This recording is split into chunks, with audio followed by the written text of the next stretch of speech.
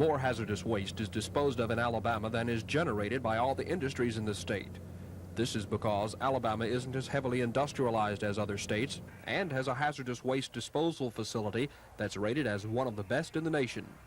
The majority of the waste generated comes from the state's major metropolitan areas.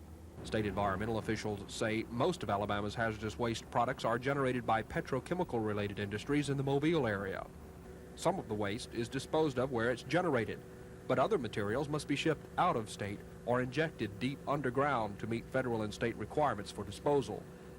In North Alabama, around Huntsville, Decatur, and Muscle Shoals, there's also waste from petrochemical production, but there's also hazardous waste associated with some high-technology industries. Sludges left over from electroplating metal and solvents from production of solid-state components also require special handling. Heavy metal particles present in foundry waste from the iron and steel industry around Birmingham is also a source of hazardous waste. Hazardous waste is also produced by Birmingham's medical community. Alabama's 2 nuclear power plants generate radioactive fuel waste. Those materials are regulated by the federal government and are stored out of state. This is a hazardous waste disposal facility operated by Chemical Waste Management at Emel in West Alabama. Just below this topsoil, layers of chalk hundreds of feet thick make this an ideal place to contain waste and keep groundwater from being contaminated. This Cadillac of hazardous waste disposal facilities attracts lots of out-of-state business. Tons of hazardous waste from most of the 50 states, Puerto Rico, Washington, D.C., and Canada pour into the Emel facility each year. About the only hazardous waste not stored here are explosives, household sewage, and radioactive materials. Dennis Latham, WSFA TV News.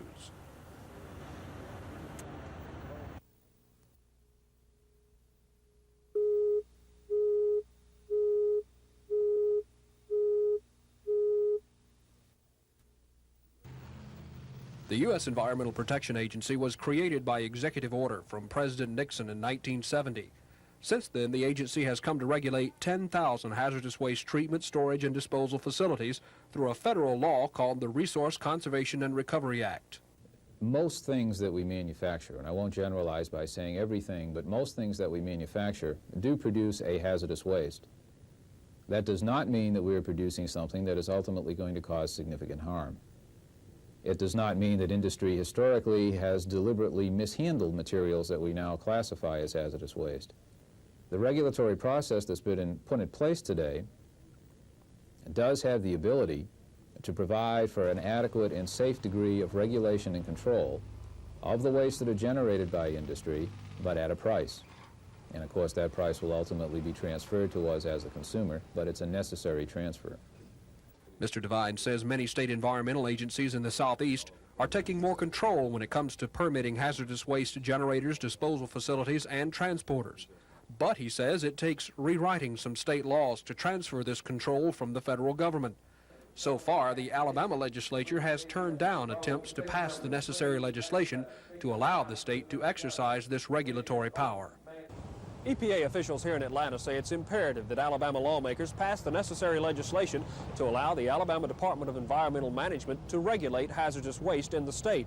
And they suggest that it would be a good investment if the legislature also provides the department with a little more money to do the job. Dennis Latham, WSFA TV News at EPA Regional Headquarters in Atlanta. Alabama's Department of Environmental Management, like its federal counterpart, the EPA, was at first made up of scattered divisions, boards, commissions, and agencies. Then the Alabama legislature brought these entities together in October of 1982 in an effort to make environmental management more effective by providing one agency to safeguard the air, soil, and water. In some areas of environmental regulation, the EPA retains most of the control. In others, the state carries out the regulation with approval of the EPA. The regulation of hazardous waste, generation, transportation, and disposal is one area the EPA wants to hand over to the state. To do this, state regulations must be rewritten to conform with federal standards. But the Alabama legislature has repeatedly failed to pass the necessary legislation for the Alabama Department of Environmental Management to administer the hazardous waste program in the state. ADEM Director Joe Broadwater thinks part of the problem has been that the legislation submitted to lawmakers also contained some proposals that weren't necessary. I think if we can go before legislature this time and state this It's what we absolutely have to have, nothing more, nothing less. We change it any little bit, we won't get it. And if we do a good job of presenting it, establish some credibility as the documents from EPA and the persons from EPA coming, I think we'll be pretty well received by legislature. But the ADEM doesn't have much time to persuade the legislature to rewrite hazardous waste regulations. The EPA has already given the state an extension, which runs out this April. If the state doesn't comply by then, the EPA could take total control of hazardous waste regulation in Alabama. Dennis Latham, WSFA TV News. Hazardous waste comes in many forms, and most of the material is shipped by truck from generator to treatment facility or to a disposal site such as this one at Emell in West Alabama. But what happens when one of these trucks is in a wreck or spills its toxic contents? The Alabama Department of Environmental Management maintains offices in many parts of the state with personnel trained to respond. We are trying to convert a situation that's uncontrolled into a controlled situation that we can deal with. Mr. Williford says most of the time it's not ADEM personnel who reach the scene first, and it's important that law enforcement agencies and fire departments have knowledge of how to work with dangerous substances. They are the lead people on a spill, and they must know the hazards that are involved for their own personal safety, as well as the individuals that may be passing by the scene on the highway or with wrecker crews that will be coming to try to remove wreckage. Identifying the substance that's been spilled is one of the first things ADEM personnel try to do. Because different wastes have different chemical properties, a containment or disposal method good for one might not be good for another. That's when the department calls on its own training and reference material to deal with the problem. The ADEM also takes great pains in making sure personnel on the scene have the latest tools to sample air, water, and soil to determine the extent of the contamination and to keep those on the scene safe. Dennis Latham, WSFA TV News. It's hard to imagine there's enough hazardous waste to ever fill such a hole as this, which dwarfs even the largest pieces of modern heavy equipment.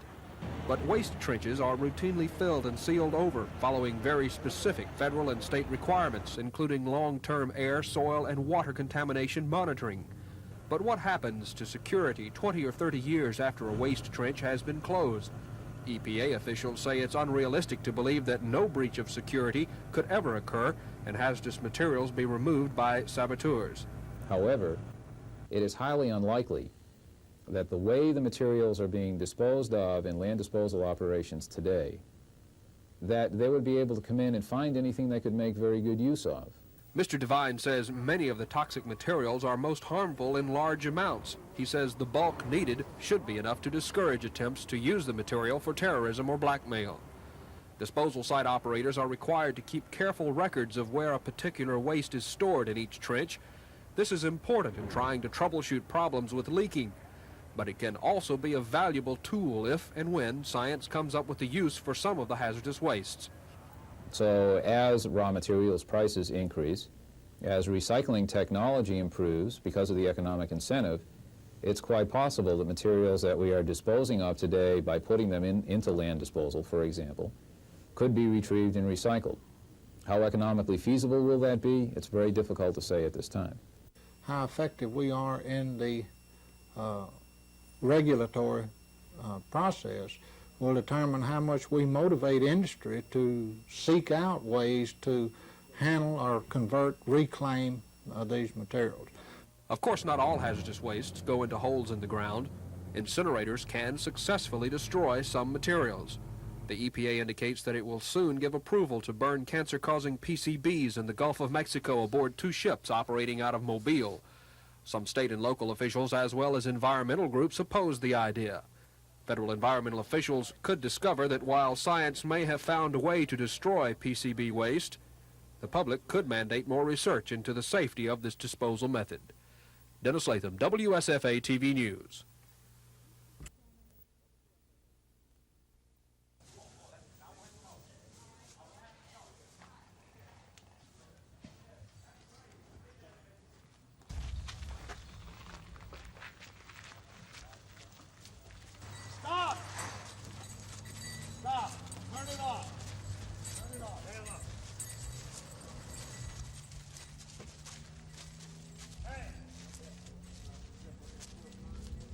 was on was coming out again. Well, we got the shrine on the other side. Hey, oh! Tina tail. Tina, stop that stuff. I'm a tail. Tail up. Before the legislature had even ended its third special session last week, legislators were receiving a letter asking them to be ready for a fourth special session this week. But the letter didn't say what the subject of this session would be. Over the Thanksgiving weekend, the governor's office remained quiet about the subject of the special session. Even today, as Governor Wallace spoke to a soil and water conservation meeting, he didn't even mention the upcoming session. But afterwards, Governor Wallace dropped the first hint. The session will deal with clearing up the title of certain offshore oil tracts. Is this title on the land that's now part of the University of South Alabama? Well, let's just say that we want to straighten everything out so that nobody will have any question in their own mind, those that bid, about who owns what and who owns this. Some offshore tracts are up for bids next fall, and the Wallace administration has tried unsuccessfully to regain the title to some offshore lands now claimed by the University of South Alabama. While the governor says there will not be a rollback of oil severance taxes passed earlier this year, he says there may be some changes in exemptions. But the governor won't say who will be exempted from some or all of the higher tax, but many speculate it will be the potentially huge Mobile Bay oil fields. Chris Grimshaw, WSFA TV News. All right, obviously we're gravely disappointed in the outcome of it. This is not what we wanted. I see it as a moral victory for the defense. Well, I don't want to comment on what the jury did. The prosecution built its case on the detective's right to go into the Taylor home that night and on the idea that Brown and Spivey were injured while trying to do good police work. The defense argued the two officers had no right to stop and frisk a young black man, no right to chase him into the house, and that Worry Taylor could only be expected to protect his home and family from armed strangers. The racially mixed jury listened to testimony for 11 days, deliberated 20 hours over a period of 3 days, but could not reach a verdict. Some say when the jury failed to determine the guilt or innocence of Worry Taylor, it also failed to settle larger issues. Because it's not the defendant that's just on trial here. You've got the policies of the police department to an extent. You've got a lot of major decisions in the way we're going to do our job that are affected by the outcome of this trial. And there are too many people in this town who are closing their eyes to a painful truth. There is a problem in this city. And the problem is the relationship between the black community and the Montgomery Police Department. We know we didn't do anything wrong. If they had acknowledged their mistake early on, we would not have had the strains in this city that we've had. The district attorney hasn't decided whether to retry Worry Taylor, but he says he's ready to try 4 other defendants charged in the same Todd Road case. Susan Silvernail, WSFA TV News. More than that.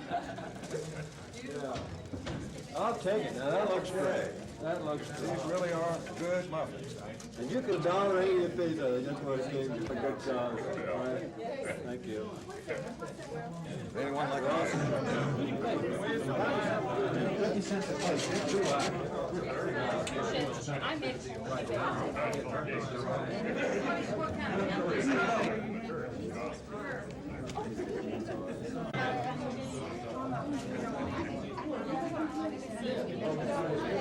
All right.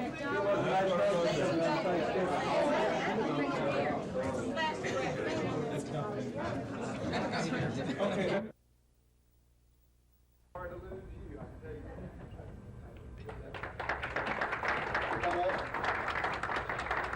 In doing commercials, this next lady went above and beyond the call of duty.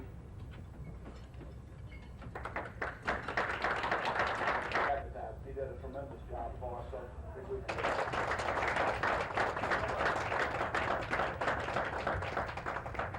I think it's time for everybody to go back to work, and if Santa Claus was real, and Lorraine replied that he's real, and thank you for all that you've done, and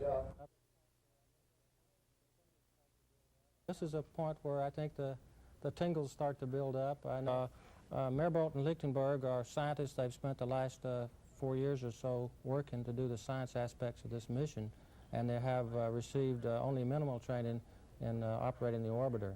Now, Hank, you were up there, and you've gone through this as pilot of the space. 14, 13, 12, 10. We have go for main engine start. 8, 1, solid motor ignition, and liftoff. Liftoff of Columbia and the first flight of the European Space Agency Space Lab.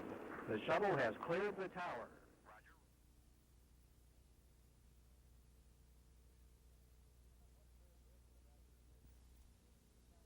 Now, what's very different about this mission is the fact that the shuttle now, rather than being just a delivery vehicle, is in fact orbiting the space lab built by Europe to be an orbiting research laboratory. So we're taking all the equipment up, we'll do experiments for 9 days, and then bring all the equipment back down again. If you look here in the model, there are various elements, major elements to the space lab. The module itself, which is a pressurized module, short sleeve environment. The crew will do a number of experiments within the module. And then back here on the pallet or back porch, those instruments which need to be exposed to space are mounted. They can either be controlled by computers from the ground or controlled by the crew within the module itself. And then there's the tunnel element up in front that the crew uses to transfer from the crew quarters in the orbiter back into the laboratory.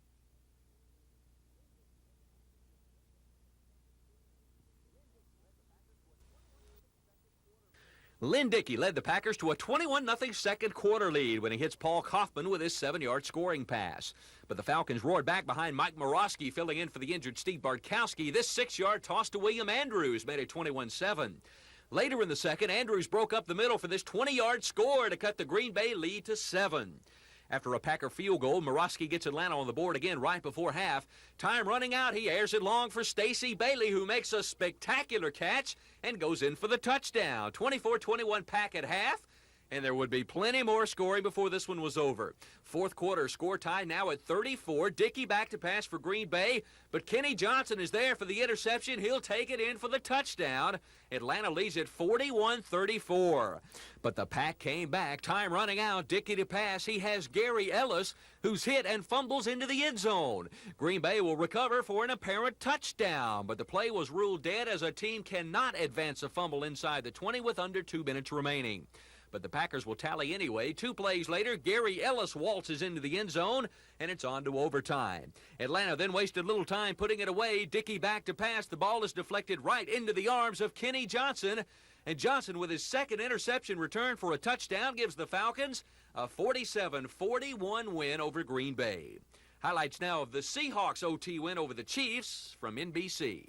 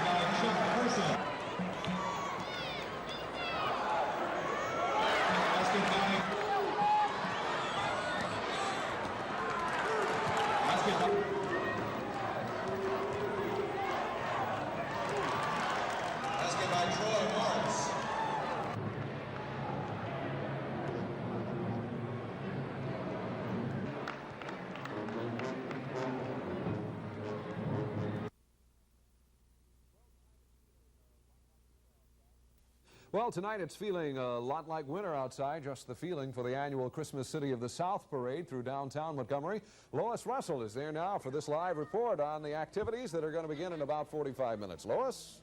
That's right, Bob. It is about 45 minutes away, and we do have a large crowd down here in downtown Montgomery. As far as I can see up Dexter Avenue, there is a crowd on either side of the street. And as you can see behind me, there is a crowd, and they are quite enthusiastic tonight. We also have the Christmas tree for the city back behind me. I'm sure that you can see it in our shot here. And we will have the official lighting of that tree with Mayor Emery Farmer, and that's coming off at 10 minutes to 7 tonight. And we are waiting for the Christmas City of the South parade, as you said.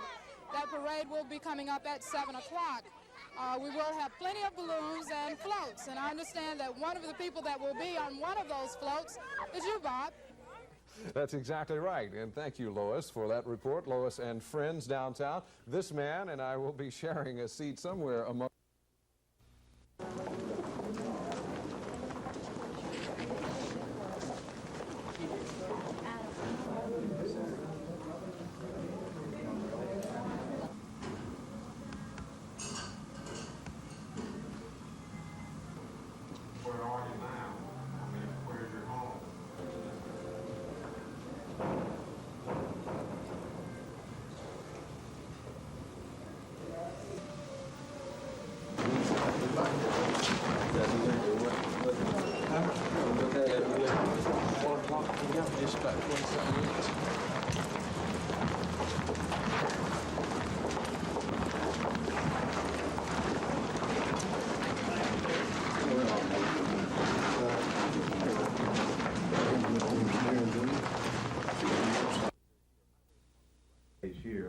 Since early this year, Highway Department Director Ray Bass has been saying there will be a point in 1987 when every Highway Department dollar will be used for administration and maintenance, leaving nothing for new highways, bridges, or interstate construction. This when he says over the next 5 years, there are $1.6 billion in new construction needs.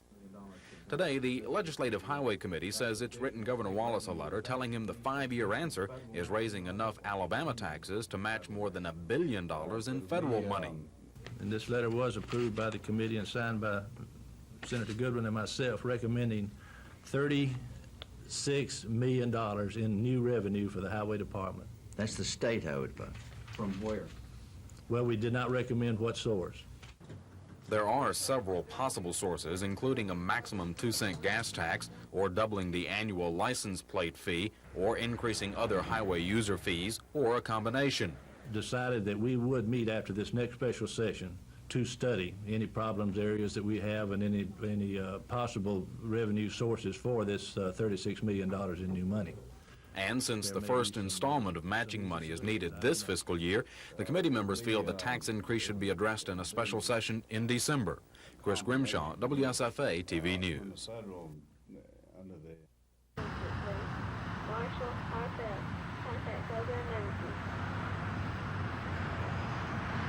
Work out another one.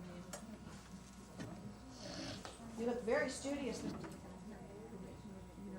Why do you like coming to the rehab center? Well, hoping I'll be able to learn some stuff out here and maybe get a job. When you have a problem, there's always someone that will listen to it and get whatever they can done about it. Everybody's been very cooperative. This is Mr.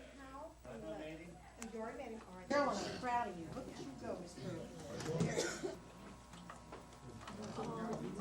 Can you guys come back tomorrow? Keep your materials on the table, honey, if you can. Because this is what they need. The picket line still looks the same. 4 or 5 men carrying their protest signs at both entrances of the bus station. The buses still sitting silently, and neither side giving in to settle the disputed contract. Greyhound bus driver, I've been here 9.5 years. Well, Emery, what are you going to do now that it looks like the company is going to stand firm on their contract, and it's looking like the union's going to stand firm too? What are you going to do? Try to survive.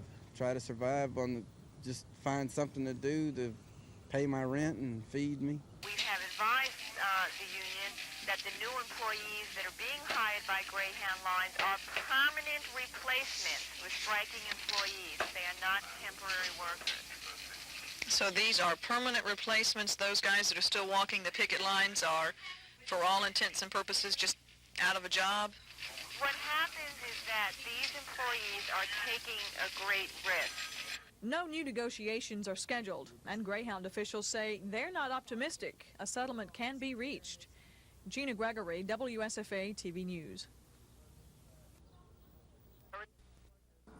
The new monthly report should help food stamp workers keep a more accurate account of changes reported by select households. Before the federal law, welfare recipients were reviewed for eligibility at least once a year, and sometimes more often than that. But only certain families with 3 or 4 members will have to complete the new form.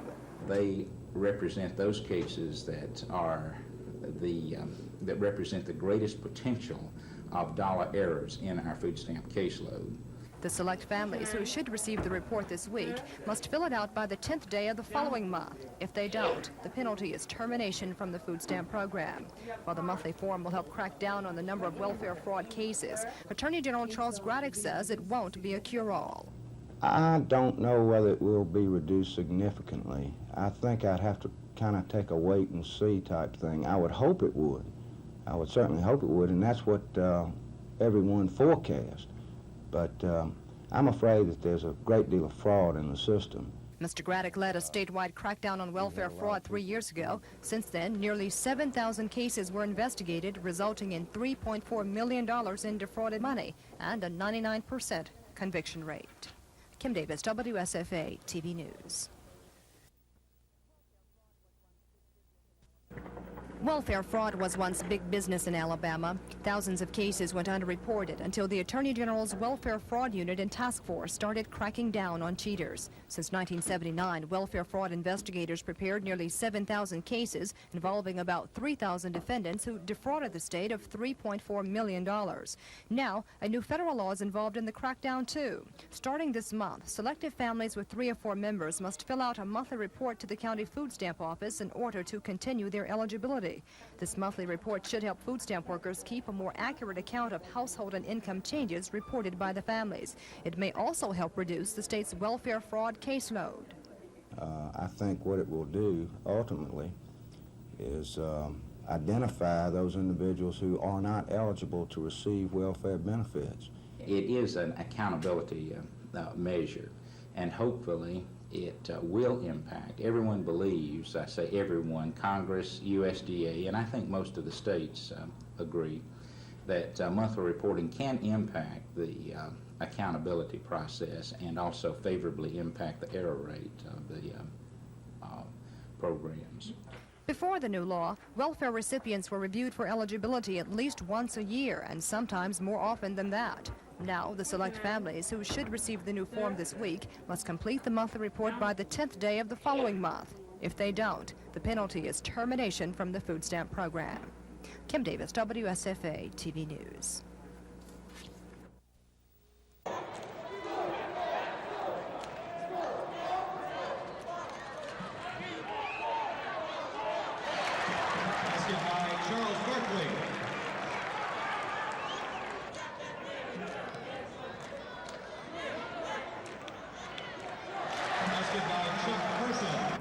Satisfied, nowhere near satisfied. But we're behind, and I've said it all along. It's no surprise to me. It's a surprise to the public, I'm sure, because of all the things that's been written about our players. But we have not had the same 5 together any one time this year. And I knew that was going to be a serious problem for us. How serious is Charles's injury? I don't know. It just continues to hang on and nag and won't allow him to jump or run with any freedom at all, and that's going to be a day-to-day thing, and playing him in the Columbus College game didn't help things.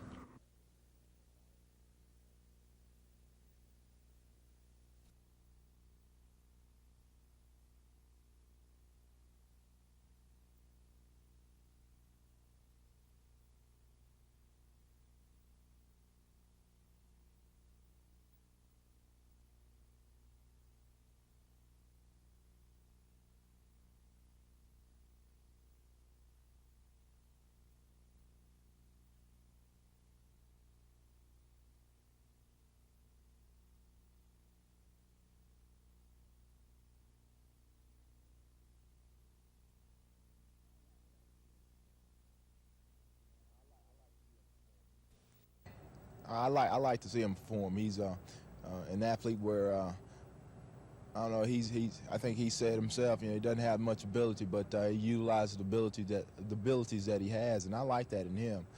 He's very consistent. He does a number of things well, and his mental game is an exception. Walter Lewis is a great athlete.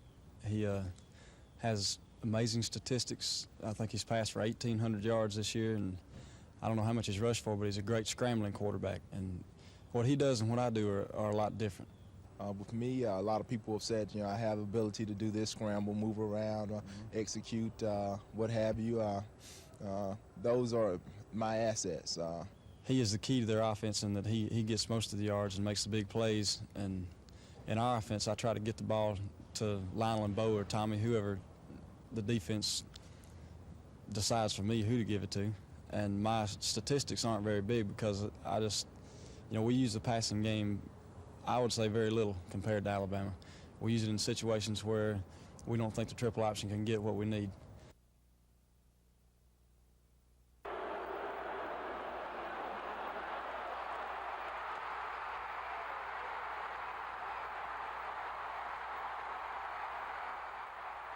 I give all the credit to the offensive line and the coaches. A lot of people have said the wishbone is not the offense for a great running back. How do you feel about it? Well, what I feel about it is that a lot of people don't know what they're talking about because we've had success with it, and I think we're going to continue having success with it. A rough estimate? As such, the only firm figures we have as far as construction is, as far as the needs are concerned, of complete the interstate system to being made available to the state. To continue the gas tax, essentially, or to That's continue. the way monies were derived. You notice at this point, base here on the graph. So without additional dollars, there is a point where there will be no new highways and selective maintenance. That's correct, yes. To be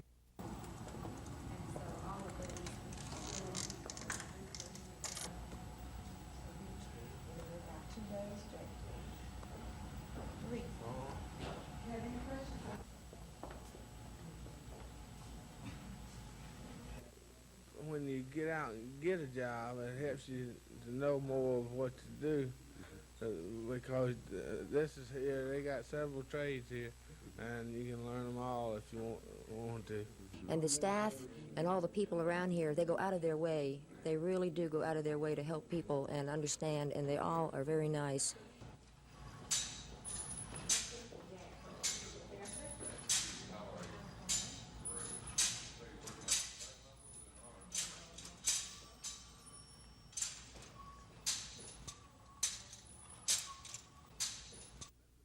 This is the typewriter Xerox says met the specifications Pensions and Security Director Leon Frazier wanted and said could do the job. Xerox attorney John Papanastis. Xerox Corporation is contending that it has participated in good faith in the competitive bid process and that the state purchasing officials have violated and have not acted in good faith under the state competitive bid law and have ignored their own rules and regulations. In its lawsuit, Xerox says State Purchasing Director Howard White allegedly changed the way the contract normally would be awarded. We're going to show, the evidence is going to show, Norman, that a contract requisition for 400 Xerox typewriters were submitted to the purchasing division, that the purchasing officials refused to process it, and that even after it went out on a special open competitive bid, that Xerox Memory Writer was determined to be the lowest responsible bidder, but that the purchasing officials refused to abide and to observe the decision of Pensions and Securities as well as its own data systems management that it was in the best interest of the state to award the contract to Xerox. Montgomery attorney Joe Espy represents the state. The state's position and the position of the state officials is that the contract should be rebid because it is in the best interest of the state, because this contract involves hundreds of thousands of dollars, and the specifications need to be redrawn and the bids need to be resubmitted. This case is expected to be presented to a judge and jury by the first of the year.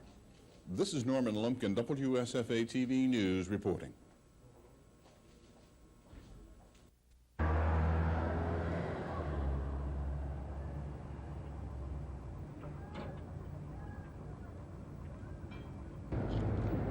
wasn't holding my mouth right.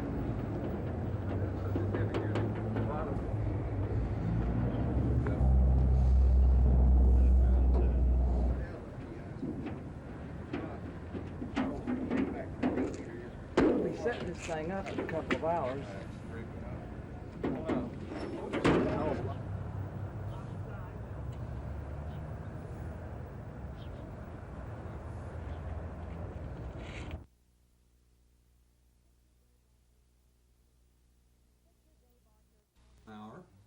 Picture Dave Archer's Algebra 2 class learning to equate word problems by watching an instructor through a satellite communications broadcast. That's the new concept proposed by Georgia Tech's Institute of Technology. It's called Satellite Math and Science Instruction, or delivering quality education into secondary schools via the airwaves. We think that we'll be uplinking the actual material that's being done in the studio by the math and science professors from Atlanta and from other locations as appropriate, and that will use direct broadcast satellite service to dishes located on school building roofs. Ideally, Mr. Lineker says by the 84-85 academic school term, schools in Atlanta with a satellite hookup will be able to broadcast math and science instruction from a studio feeding the classes. But the signal can be picked up outside Georgia, and Alabama educational officials reportedly are interested in the satellite instruction. Mr. Archer need not worry about the latest technological advances threatening his job. Mr. Lineker says the idea is not to replace teachers, but rather provide in-service training for them and classroom instruction for students through satellite telecommunications. Kim Davis, WSFA TV News.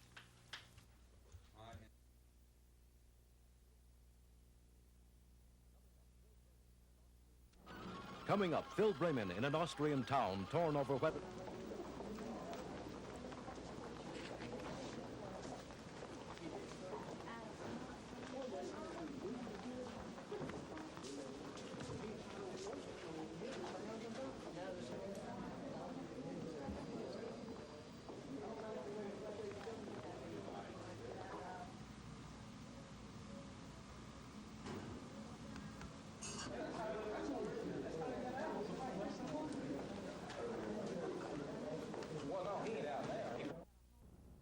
The shooting occurred at the Humana Hospital in Enterprise around 9 this morning in this waiting room on the hospital's second floor.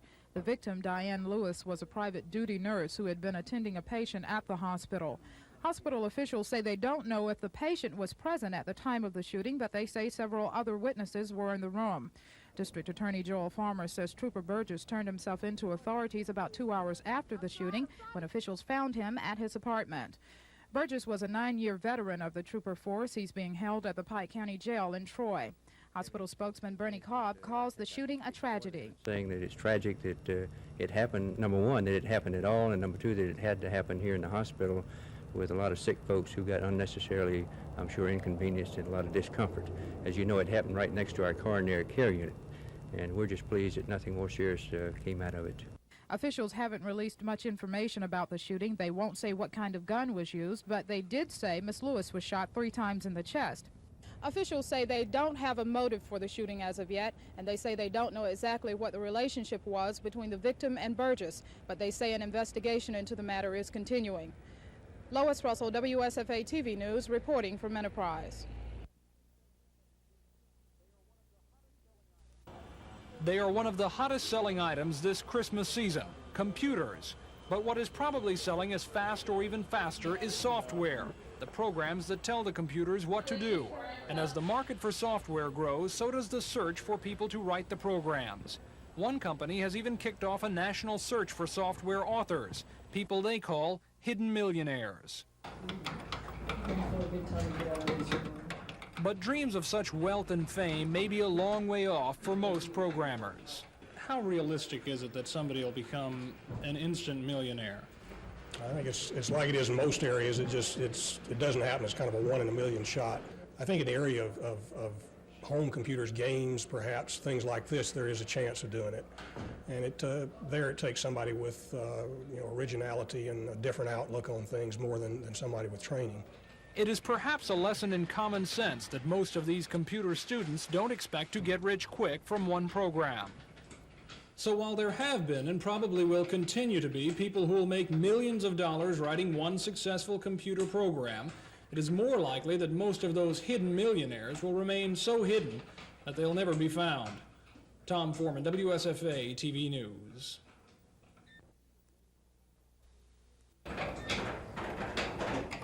Writing the great American novel may still be a dream for many people, but it's at least to some degree being replaced by a new American dream of writing a great computer program. With computers one of the hottest selling items this Christmas season, the market for software to tell the computers what to do is growing, and with it the search for people to write the software. One company looking for software authors calls them hidden millionaires, but great computer programs like best-selling books or hit songs are written by only a few people. It's like it is in most areas. It doesn't happen. It's kind of a 1 in a million shot. It takes experience and, generally speaking, takes a lot of hard work. There have been a few cases where you've got some millionaires that have done it all on their own, but it's very rare. Do a lot of the students you see expect to become millionaires writing? I don't think the idea of making a million particularly, but there are certainly a wide number of different kinds of jobs in the computer area, and I think they think they can make a good living. I think your millionaires come out of the entrepreneur types, the ones that say, I can go out and start my own company doing something that nobody else does. And I think the same thing is true in programming. So while there have been and probably will continue to be people who will make millions of dollars writing one successful computer program, it is likely that most of the hidden millionaires will remain so well hidden that they'll never be found. Tom Foreman, WSFA TV News.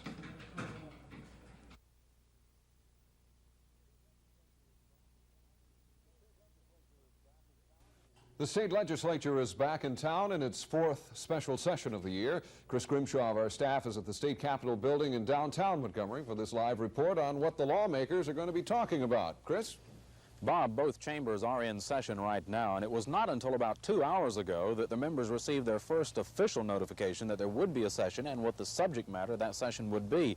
And as has been reported by TV 12, the primary purpose the governor has called this special session centers on offshore oil. Earlier this year, the Wallace administration was negotiating with oil companies over some oil taxes. When negotiations broke off, the legislature passed a bill bumping that oil severance tax from 8% to 10%. Now, the governor's office wants the legislature to exempt from the higher tax any oil drilled in state-owned Gulf waters. I think the governor wants to be cautious and emphatic to point out that what he's doing here is not someone saying the state made a mistake in February. Far from it, because state government has existed at its current level on the basis of some $20 million that it's being produced, that's annual production, by the legislative effort in February. I think they've realized that we did make a mistake. That after the fine which we got yesterday for Mobil Oil, there's just a lot of riches out there in that bay. And it was a matter of killing the goose that laid the golden egg. They did curtail exploration out there. It did hurt my particular area in Biola Battery, where we were doing some work out there on the rigs. And so I think from all of that, I think they realized that we did, you hate to call it a mistake, but we did. In his address to the legislators, the governor will say he wants the offshore drilling to be appealing, since oil companies are now involved in preparing to bid for drilling rights next fall. The governor's office also wants the House and Senate to pass a bill giving the state title to some offshore land known as Grants Pass. That land is now claimed by the University of South Alabama. The governor's office admits that the land known as Grants Pass is considered choice property, perhaps the choicest property for oil prospects in the Mobile Bay. But the Wallace administration has failed twice before to pass a bill taking title away from the University of South Alabama and giving it back to the state. Well, Chris, now isn't the governor's effort to roll back the taxes and to possibly take over the University of South Alabama's property really putting the squeeze on the Mobile delegation? It is, Bob. It's dangling a carrot in front of the Mobile delegation, that being the rollback of the taxes of the oil drilled that could be drilled in the future in Mobile Bay. And the bad point for the Mobile delegation, as far as they consider it, is the taking away of the lands of the University of South Alabama. To make that point even stronger, in his written message to the legislators in the last paragraph, he says that he will not sign a bill that will provide for the oil tax exemptions until he receives the land that gives the state the title to the land from the University of South Alabama. So he's putting a squeeze play on that delegation to get both pieces of legislation. Thanks a lot. Chris Grimshaw live at the Capitol. We'll have more on the special session tonight at 10 o'clock. Education. Private investigation indicate that Sullivan's conviction came about through inadequate counsel at his trial and perjured testimony. An ironclad alibi has been established by several witnesses who were with Bob Sullivan at a bar 35 miles away from the scene of the crime. We condemn the execution of Bob Sullivan on the belief that it is the most irrevocable mistake which has been made today in Florida.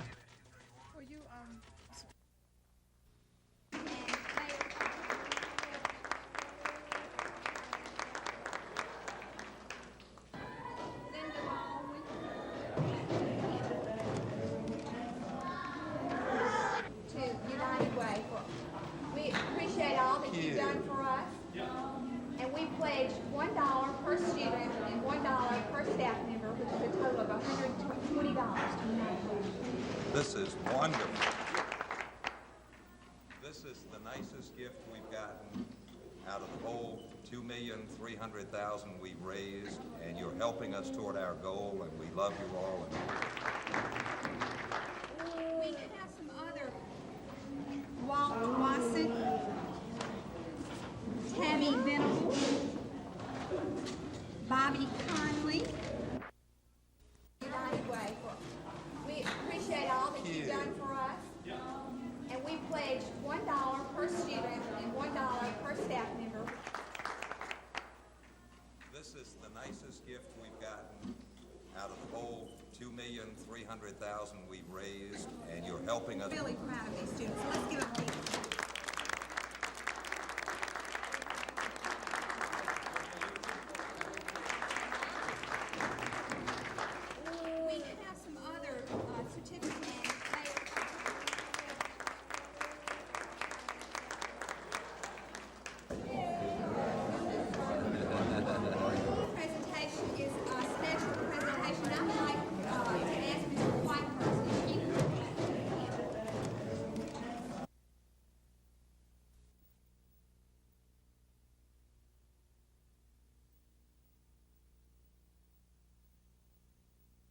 Persons from all over the United States who have been convinced that Bob Sullivan was an innocent man. Private investigation indicate that Sullivan's conviction came about through inadequate counsel at his trial and perjured testimony. An ironclad alibi has been established by several witnesses who were with Bob Sullivan at a bar 35 miles away from the scene of the crime. We condemn the execution of Bob Sullivan on the belief that it is the most irrevocable mistake which has been made today in Florida. Were you surprised that Governor Graham? This particular case where a man, where there was strong, substantial evidence that this man was innocent, and very many questions as to his guilt, that many people should be outraged that this execution took place. No, I really would not like to think I had 3 weeks, you know, between games. I'm not saying that that's a disadvantage for them. I'm not saying that at all.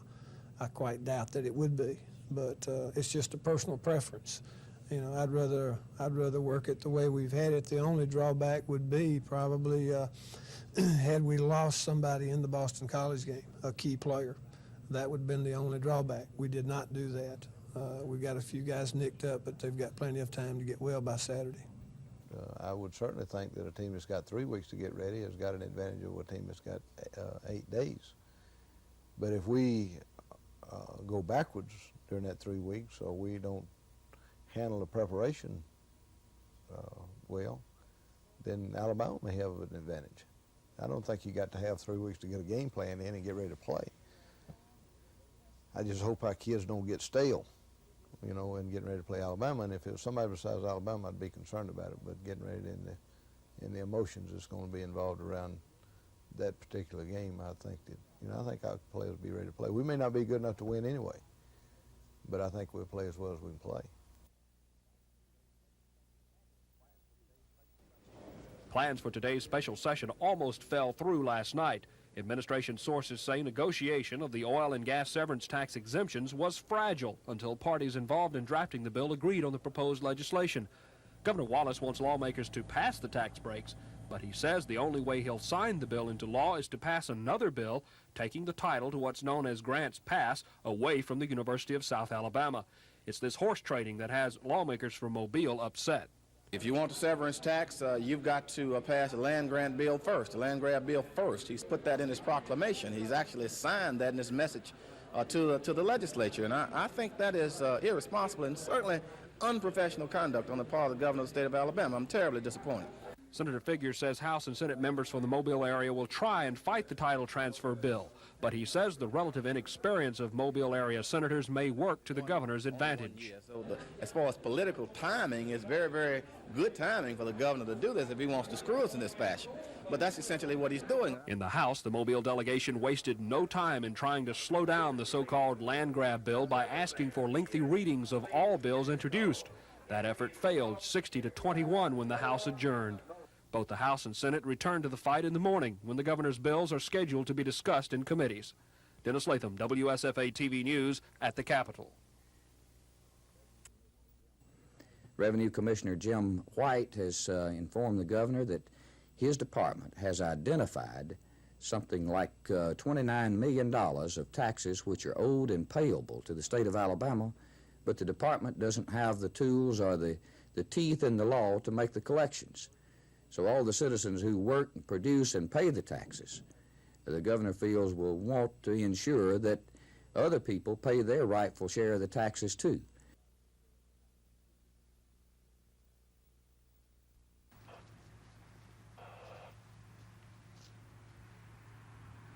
Who's the point man, John?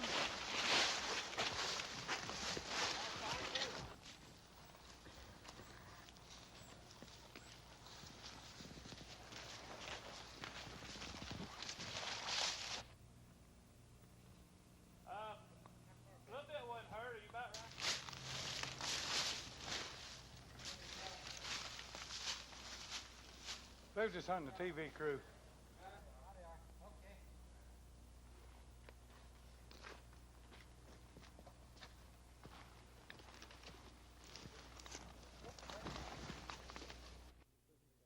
For new prison cells, and some of the problems which you're facing in Alabama are not exclusively Alabama 100 that aren't of news interest. The criminal couldn't read and write and had nothing else going for him and set him down and got him in a... I think the first thing the taxpayer should be asking is, when we're spending money, is it going to make the streets safer and are we going to have less crime as a result? And there's no indication, there's no evidence that building prisons makes the streets safer. It just spends more taxpayers' money. I think one of the ways we have to start exploring in Alabama, as well as my state and New York, have to start considering about the jail overpopulation without building new prisons. We have to start finding alternatives to incarceration. I'm certainly not making a case for drugs or for alcohol. I'm saying how we deal with that self-destructive anti-Semitism.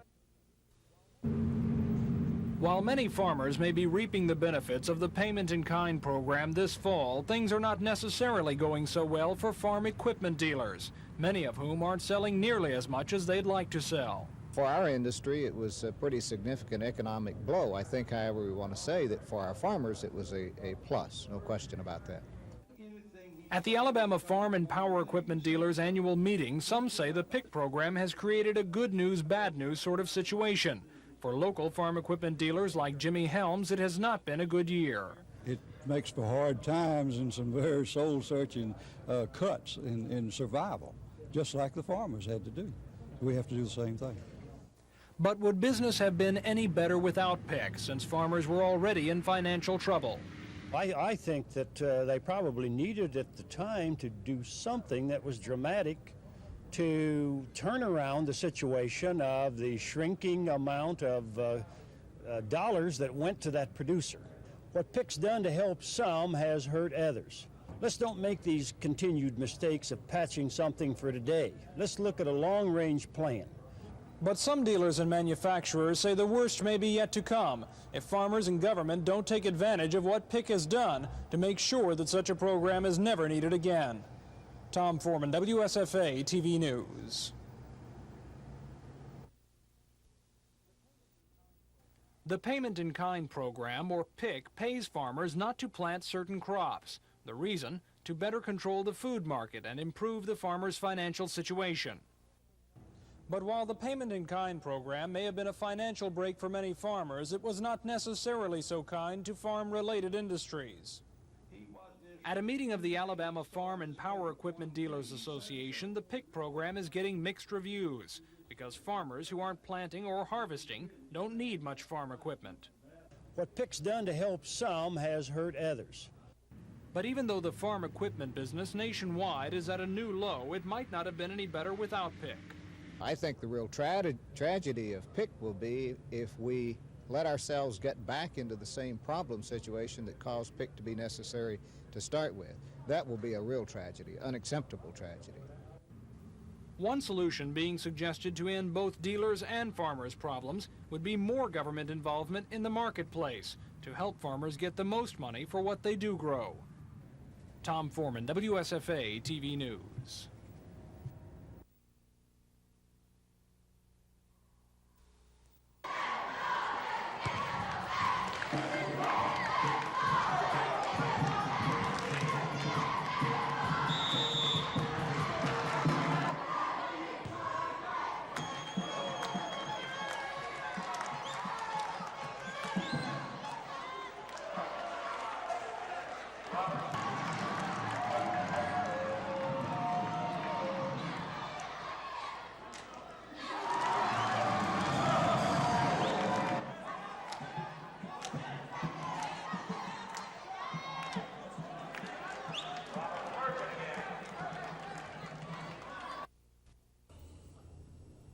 It's not going to come from anywhere unless some people decide to give. We added up today the potential gifts that we know about, and we can come up with about 170,000. And that means that we don't make our campaign go. We are going to need gifts from people who either initially said no or who initially gave a low gift and could give some more. We figure that we're going to come up about $28,000 short. But if you stop and think, there are 90,000 working people in this Tri-County area, and all we need is 28,000 $1 donations, or 2,800 $10 donations, or 28 $1,000 donations.